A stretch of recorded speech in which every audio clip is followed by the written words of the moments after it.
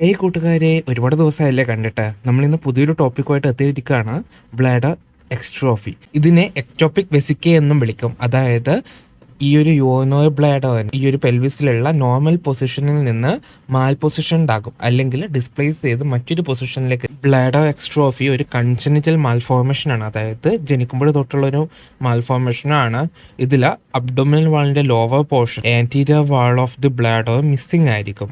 അതുകൊണ്ട് തന്നെ ഈ ഒരു ബ്ലാഡർ ഈ ഒരു മിസ്സിംഗ് ആയിട്ടുള്ള സ്ഥലത്തുണ്ടായിട്ടുള്ള ഒരു ഓപ്പണിങ്ങിലൂടെ സിംഫൈസിസ് പിബിസിൻ്റെ തൊട്ട് മുകളിലായിട്ട് ലോവർ അബ്ഡോമിനിൽ കൂടും. അതായത് ആ ഒരു സ്ഥലത്തേക്ക് മാൽ പൊസിഷൻ ആകും, അല്ലെങ്കിൽ അതിനാൽ തന്നെ ഔട്ട്സൈഡിലേക്ക് ഒരു കണ്ടിന്യൂസ് പാസേജ് ഓഫ് യൂറിൻ, അതായത് നിർത്താതെ ഒരു ഒഴുക്കുണ്ടാകും മൂത്രത്തിൻ്റെ. ഇനി ബ്ലാഡർ എക്സ്ട്രോഫിയുടെ ഡെഫിനിഷൻ നോക്കുവാണെങ്കിൽ ഇതൊരു കൺജനിറ്റൽ അനോമലിയാണ്, അതായത് ജനിതകപരമായിട്ടുള്ള ഒരു അനോമലിയാണ്, characterized by spectrum of anomaly. ഇതിൽ ഒരു അനോമലി മാത്രമല്ല, ഇതൊരു സ്പെക്ട്രം ഓഫ് അനോമലിയാണ്. ഈ ഒരു അനോമലിയിൽ ventral body wall, urinary tract, genitalia, bony, pelvis, spine, anus തുടങ്ങിയ ഭാഗങ്ങളൊക്കെ ഇൻവോൾവ്. ഇനി ഇൻസിഡൻസ് നോക്കുവാണെങ്കിൽ 30,000 മുതൽ 50,000 കുട്ടികൾ ജനിക്കുമ്പോൾ അതിൽ ഒരു കുട്ടി മാത്രമേ ഈ ഒരു ബ്ലാഡർ എക്സ്ട്രോഫി ആയിട്ട് ജനിക്കുന്നുള്ളൂ. മെയിലിസ്റ്റ് ഫീമെയിൽ വേർഷൻ നോക്കുവാണെങ്കിൽ ആൺകുട്ടികളിൽ ഇത് ഫീമെയിലിനേക്കാളും ഇരട്ടിയായിട്ട് കാണാനുള്ള സാധ്യതയുണ്ട്. ഇനി എംബ്രിയോജെനസിസ് നോക്കുവാണെങ്കിൽ ലൈഫ് ഫോം ചെയ്ത് 4 ആഴ്ചകൾ കഴിയുമ്പോൾ യൂറോഅക്ടൽ സെപ്റ്റം ഈ ഒരു ക്ലോയാക്കയെ ആൻറ്റീരിയർ യൂറോജെനിറ്റൽ സൈനസ് ആയിട്ടും പോസ്റ്റീരിയോ ആനോഅക്ടൽ കനാലായിട്ടും ഡിവൈഡ് ചെയ്യും. ജസ്റ്റേഷൻ്റെ 4ാമത്തെ ആഴ്ച ക്ലോയാക്കൽ മെംബ്രെയിനെ ലാറ്ററൽ മീസോഡേർമൽ ഫോൾസ് ഇൻവേഡ് ചെയ്യും.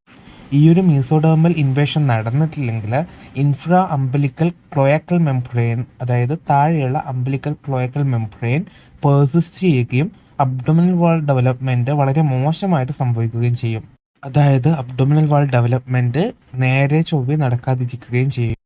ഇവൻച്വലി ഈ ഒരു ഇൻസ്റ്റബിലിറ്റി കാരണം ക്ലോയാക്കൽ മെംബ്രെയിൻ റപ്ചർ ആകുകയും ഇത് കാരണം development of anterior abdominal wall, pubis, bladder, യുറേത്ര തുടങ്ങിയവ നടക്കാതിരിക്കുകയും ചെയ്യും. അതുകൂടാതെ പകുതിക്ക് വെച്ച് ഈ ഒരു പെനിസിൻ്റെയും ക്ലിറ്റോറിസിൻ്റെയും പെയർഡ് ഒറിജിനൽ ടിഷ്യൂസ് ഫ്യൂസ് ആകുന്നതും ഫെയിലാകും, അതായത് ഒന്നിച്ചു വരുന്നതും ഫെയിലാകും. ഈ ഒരു അബ്നോർമൽ എക്സ്റ്റെൻസീവ് ക്ലോയാക്കൽ മെംബ്രെയിൻ മീസോഡേർമൽ മൈഗ്രേഷന്, അതായത് ഇതിൻ്റെ ഒരു മൈഗ്രേഷന് ഒരു മെക്കാനിക്കൽ ബാരിയർ സൃഷ്ടിക്കുകയും ഒരു തടസ്സം സൃഷ്ടിക്കുകയും ഇത് കാരണം അബ്ഡോമിനൽ വാൾ ഡെവലപ്മെൻറ്റ് ഇമ്പയർഡ് ആകുകയും പെയർഡ് ജെനിറ്റൽ ട്യൂബർക്കിൾസും മറ്റു മസിൽസും ഫ്യൂസ് ചെയ്യുന്നത് ഫെയിൽ ആവുകയും ചെയ്യും. ഇനി ഇതിൻ്റെ ക്ലിനിക്കൽ ഫീച്ചേഴ്സ് നോക്കുകയാണെങ്കിൽ ആൻറ്റീരിയർ ബ്ലാഡർ വാൾ ആബ്സെൻ്റ് ആവുകയും ബ്രൈറ്റ് റെഡ് ആയിട്ടുള്ള പോസ്റ്റീരിയർ ബ്ലാഡർ എക്സ്പോസ് ആവുകയും ചെയ്യും, പുറത്തേക്ക് നമുക്ക് കാണാൻ പറ്റും. പിന്നെ പോസ്റ്റീരിയർ ബ്ലാഡറിലേക്ക് യൂറിൻ സീപ്പേജ് നടക്കും, അതായത് അതിലേക്ക് സീപ്പ് ചെയ്ത് വാങ്ങും. ഓക്കെ, പിന്നെ കോൺസ്റ്റൻറ്റ് യൂറിൻ ഓർഡർ ഉണ്ടാകും, അതായത് കണ്ടിന്യൂസ് ആയിട്ടുള്ള ഒരു മൂത്രത്തിൻ്റെ മണം ഉണ്ടാകും. സ്കിൻ എക്സ്പോയേഷൻ, സ്കിൻ ഇറിറ്റേഷനൊക്കെ ഉണ്ടാകും. അൾസർ ഓഫ് ബ്ലാഡർ മ്യൂക്കോസ സംഭവിക്കും. ഇൻഫെക്ഷൻ ഉണ്ടാകും. പ്യൂബോറക്ടൽ സ്ലിങ് ഫ്ലാറ്റൻഡ് ആകും. സിംഫൈസിസ് പിബിസ് സെപ്പറേറ്റ് ആകും. പ്യൂബിക് റാമ് ഷോർട്ടൻഡ് ആകും. റക്ടൽ മസിൽസ് സെപ്പറേറ്റഡ് ആകും. അംബലിക്കസ് ഡിസ്പ്ലേസ്ഡ് ഡൗൺവേർഡ്സ്, അംബലിക്കസ് താഴേക്ക് പോകും, ഡിസ്പ്ലേസ്. ഇനി ഗേൾസിലും ബോയ്സിലും ഉണ്ടാക്കുന്ന ക്ലിനിക്കൽ ഫീച്ചേഴ്സ് നമുക്ക് സെപ്പറേറ്റ് ആയിട്ട് നോക്കാം. ബോയ്സിലാണെങ്കിൽ കംപ്ലീറ്റ് എപ്പിസ്പാഡിയാസിസ് ഉണ്ടാകും വിത്ത് ഡോഴ്സൽ കോർഡ്. കോർഡ് എന്ന് വെച്ചിട്ടുണ്ടെങ്കിൽ ഇറക്ഷൻ്റെ സമയത്ത് പെനിസ് ബെൻഡ് ആകുന്ന ഒരു കണ്ടീഷനാണ്. പിന്നെ പെനൽ ലെങ്ത്ത് അൺഅഫക്റ്റഡ് ബോയ്സിനെ കമ്പയർ ചെയ്യുമ്പോൾ പകുതി ഉണ്ടാവുള്ളൂ, അതായത് കുഞ്ഞായിരിക്കും. Scrotum is slightly separated from the penis and wide and shallow. Scrotum പെനിസിൽ നിന്ന് സ്ലൈറ്റ് ആയിട്ട് സെപ്പറേറ്റഡ് ആയി കിടക്കും, പിന്നെ അത് വൈഡും ഷാലോയും ആയിരിക്കും. ആനസ് ആൻറ്റീരിയർലി ഡിസ്പ്ലേസ് ആകും, കൂടെ റെക്ടൽ പ്രൊലാപ്സ് ഉണ്ടാകും. ഇനി ഗേൾസിലാണെങ്കിൽ epispadias with bifid clitoris. Bifid clitoris എന്ന് വെച്ചിട്ടുണ്ടെങ്കിൽ സ്പ്ലിറ്റ് ക്ലിറ്റോറിസ് എന്നാണ് കേട്ടോ. മറ്റൊരു ക്ലിനിക്കൽ ഫീച്ചർ വൈഡ് സെപ്പറേറ്റഡ് ലാബിയാണ്. പിന്നെ anus is displaced anteriorly with chance of rectal prolapse, മറ്റ് ബോയ്സിലെ പോലെ തന്നെ. ഇതൊരു പിക്ചോറിക്കൽ റെപ്രസെൻറ്റേഷൻ ആണ് കേട്ടോ, ഇച്ചിരി ബ്ലർ ആക്കി ഇട്ടിട്ടുണ്ട്. ഇത് ആൺകുട്ടികളിലെ ബ്ലാഡർ എക്സ്ട്രോഫിയുടെ ഡയഗ്രാമാണ് കേട്ടോ. ഇനി ഇതിൻ്റെ മാനേജ്മെൻറ്റ് നോക്കുവാണെങ്കിൽ ജനിക്കുമ്പോൾ തന്നെ ഇതിൻ്റെ മാനേജ്മെൻറ്റ് സ്റ്റാർട്ട് ചെയ്യണം. പിന്നെ ഈ ഒരു ബ്ലാഡർ മോയ്സ്റ്റായിരിക്കാൻ വേണ്ടിയിട്ട് പ്ലാസ്റ്റിക് റാപ്പ് വെച്ചിട്ട് കവർ ചെയ്തിരിക്കണം. ഗോസ്, പെട്രോളിയം ഗോസ് തുടങ്ങിയവ അപ്ലൈ ചെയ്യുമ്പോൾ ഇൻഫ്ലമേഷൻ ഉണ്ടാകാൻ സാധ്യതയുണ്ട്. അതുകൊണ്ട് തന്നെ ഇതൊക്കെ അവോയ്ഡ് ചെയ്യണം. ലാറ്റക്സ് അലർജി ഉണ്ടാകാതിരിക്കാനുള്ള പ്രിക്കോഷൻസ് എടുക്കണം. ഇതിൻ്റെ സർജിക്കൽ മാനേജ്മെൻറ്റ് നോക്കുവാണെങ്കിൽ 2 സർജിക്കൽ അപ്രോച്ചസ് ആണുള്ളത്. ഒന്ന് സ്റ്റേജ്ഡ് റീകൺസ്ട്രക്ഷനും പിന്നെ ടോട്ടൽ സിംഗിൾ സ്റ്റേജ് റീകൺസ്ട്രക്ഷൻ. ഇനി സ്റ്റേജ്ഡ് റീകൺസ്ട്രക്ഷനിലാണെങ്കിൽ ആ പേര് പോലെ തന്നെ 3 സ്റ്റേജുകളുണ്ട്. Initial stage, second stage, final stage. Initial സ്റ്റേജിലാണെങ്കിൽ ബ്ലാഡർ ക്ലോഷർ ആണ്, സെക്കൻഡ് സ്റ്റേജിൽ എപ്പിസ്പാഡിയാസ് എർപ്പയോ ആണ്, ഫൈനൽ സ്റ്റേജിൽ ബ്ലാഡർ നെക്ക് റീകൺസ്ട്രക്ഷൻ ആണ്. ഇനിയിപ്പോഴേ ടോട്ടൽ സിംഗിൾ സ്റ്റേജ് റീകൺസ്ട്രക്ഷൻ ആണെങ്കിൽ ഒറ്റയടിക്ക് ഒരു ഓപ്പറേഷനിൽ എൻറ്റയർ മാൽഫോർമേഷൻ റീകൺസ്ട്രക്ട് ചെയ്യും. പക്ഷേ ഇത് ന്യൂ ബോണിൽ ചെയ്യുമ്പോൾ ഒരുപാട് കോംപ്ലിക്കേഷൻസ് ഉണ്ട്. Like intra operative penile injury, post operative hydronephrosis തുടങ്ങിയ കാര്യങ്ങളൊക്കെ സ്റ്റേജ്ഡ് റീകൺസ്ട്രക്ഷനെ കമ്പയർ ചെയ്യുമ്പോൾ ന്യൂ ബോണിൽ ഉണ്ടാകാൻ സാധ്യതയുണ്ട്. സർജിക്കൽ മാനേജ്മെൻറ്റിൽ ബ്ലാഡർ ക്ലോഷറിനെ സഹായിക്കുന്ന ഒരു പ്രൊസീജിയറാണ് ബൈലാറ്ററൽ ഇലിയാക് ഓസ്റ്റിയോട്ടമി. ഇനി നമ്മൾ സ്റ്റേജ്ഡ് റീകൺസ്ട്രക്ഷൻ ആണ് നോക്കാൻ പോകുന്നത്. ഈ ഒരു സർജറിയിലാണെങ്കിൽ പെൽവിക് ഓസ്റ്റിയോട്ടമിയാണ് ചെയ്യുന്നത്. ആദ്യം അബ്ഡോമിനൽ വാള് മൊബിലൈസ് ചെയ്യും, പിന്നെ പ്യൂബിക് റാമൈ ഒരുമിച്ച് കൊണ്ടുവരും മിഡ് ലൈനിലേക്ക്. 1 വയസ്സ് മുതൽ 2 വയസ്സ് വരെ പ്രായമാകുമ്പോൾ ആൺകുട്ടികളിലാണെങ്കിൽ എപ്പിസ്പാഡിയാസ് ഒപ്പയോ ചെയ്യും. ഈ ഒരു അവസ്ഥയിലാണെങ്കിൽ ചൈൽഡിന് യൂറിനറി ഇൻകോണ്ടിനൻസ് ഉണ്ടാക്കും. കാരണം ആ ഒരു ടൈമിൽ ഫങ്ഷണൽ ആയിട്ടുള്ള യൂറിനറി സ്ഫിൻക്ചർ ഉണ്ടാകില്ല. 3 വയസ്സ് മുതൽ 6 വയസ്സ് വരെ പ്രായമുള്ള കുട്ടികളിലാണെങ്കിൽ ബ്ലാഡർ സഫീഷ്യൻ്റ്ലി ലാർജ് ആണെങ്കിൽ ഒരു ഫങ്ഷണൽ സ്ഫിൻക്ചർ ഉണ്ടാക്കാൻ വേണ്ടിയിട്ട് ബ്ലാഡർ നെക്ക് റീകൺസ്ട്രക്ഷൻ ചെയ്യും. ഇനി അടുത്തതാണ് ടോട്ടൽ സിംഗിൾ സ്റ്റേജ് റീകൺസ്ട്രക്ഷൻ. ഇതിൽ വരുന്നതാണ് ബ്ലാഡർ ക്ലോഷറും അബ്ഡോമിനൽ വാൾ ക്ലോഷറും. ഇനി ബോയ്സിലാണെങ്കിൽ കറക്ഷൻ ഓഫ് എപ്പിസ്പാഡിയാസ് ചെയ്യുന്നത് പെനൽ ഡിസസംബ്ലി വഴിയാണ്. ഇതിലാണെങ്കിൽ 2 കെവേനോസയും മിഡ് ലൈൻ യുവത്രയും മൊബിലൈസ് ചെയ്തിട്ട് 3 പാർട്ടിലേക്കായിട്ട് സെപ്പറേറ്റ് ചെയ്ത് വെക്കും. ഈ ഒരു റീകൺസ്ട്രക്ഷൻ്റെ ഫൈനൽ സ്റ്റേജ് എന്ന് പറയുന്നത് ബ്ലാഡർ കൺട്രോളിന് വേണ്ടിയിട്ട് സ്ഫിൻക്ചർ മസിൽസ് ക്രിയേറ്റ് ചെയ്യുന്നതും വെസിക്കോ യുറോട്രോയിക് റിഫ്ലക്സിനെ കറക്റ്റ് ചെയ്യുന്നതുമാണ്. മറ്റ് സർജിക്കൽ പ്രൊസീജിയേഴ്സ് എന്തൊക്കെയാണെന്ന് നോക്കാം.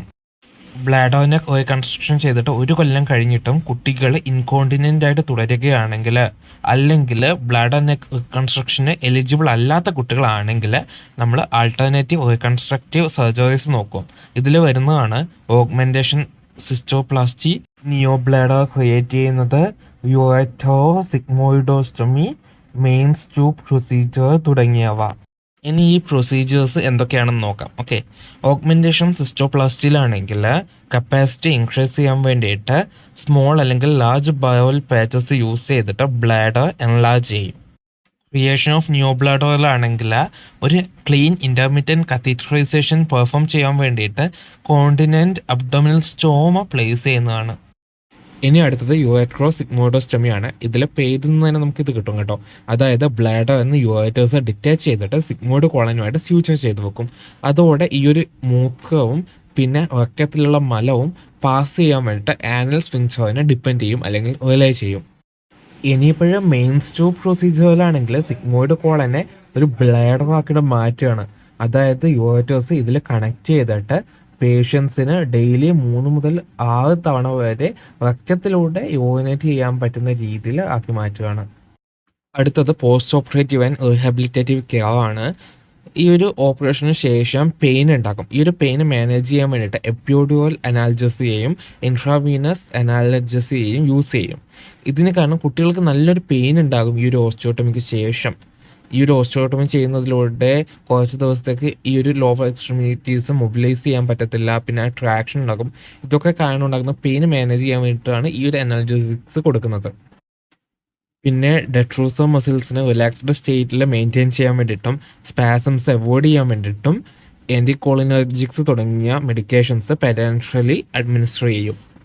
പിന്നെ പ്ലാസ്റ്റിക് റാപ്സ്, സാലൈൻ റാപ്സ് തുടങ്ങിയവ ഉപയോഗിച്ച് ഈ ഒരു ബ്ലാഡർ പ്ലേറ്റിനെ കവർ ചെയ്യും.